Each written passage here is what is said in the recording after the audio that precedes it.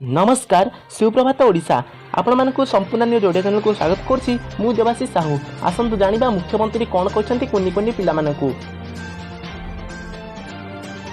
Lockdown समय school छात्र छात्री मानक मुख्यमंत्री वार्ता सबु सप्ताह नुआ कथा शिखा चेष्टा कर कोरोना मुकाबला लॉकडाउन जारी रही बेले राज्यर स्कूल छात्र छात्री को 8टी सूत्री उपदेश देते मुख्यमंत्री नवीन पट्टनायक सबु सप्ताह नुआ कथाटी शिखा लगी कुनी कुनी छात्र छात्री को मुख्यमंत्री कहते आज मुख्यमंत्री वार्ता को कोविड-19 राज्य सरकार मुख्य मुखपात्र सुब्रत बागची पाठ करते मुख्यमंत्री कहते कोरोना को न डरी मिलमिश लड़वा यह समय सांगसाथी मान खेलाखेली करवा ना निजे सावधान रहा सह बापा और माँ को हाथ धोइबा और घरे रही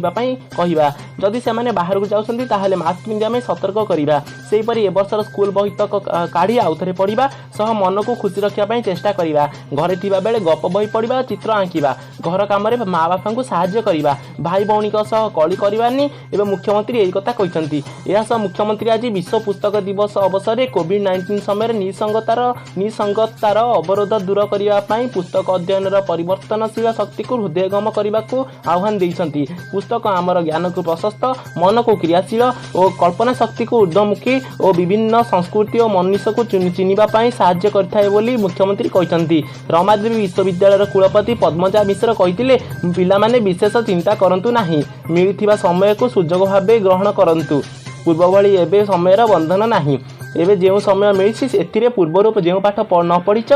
से ताहाकू पढ़ाई चेष्टा कर परीक्षा सरी जाइए पढ़िले अनेक नुआ कथा शिखा मिले निज भितर जो रुचि रही करने लगी चेष्टा कर यह द्वारा मन खुशी मास्क पिंधा बाध्यतामूलक होता बेले घरे मास्क तैयारी करने चेष्टा कर आरंभ हुए तो कष्ट हो पारे हेले धीरे धीरे यह आनंद देव घरे थिबा वयस्क व्यक्ति मानक सह निज कथा शुणाइबा सह सेमान कथा निजे शुणियापाई चेष्टा कर घर भितर व्यायाम करने सह पोषा जंतु मानक खाइबा देवा लगी श्रीमती मिश्र पिला मानकू कहते आज भिडियोटी आपको केमी लगिला लाइक करंतु शेयर करंतु कमेंट करी जणांतु जय श्री राम।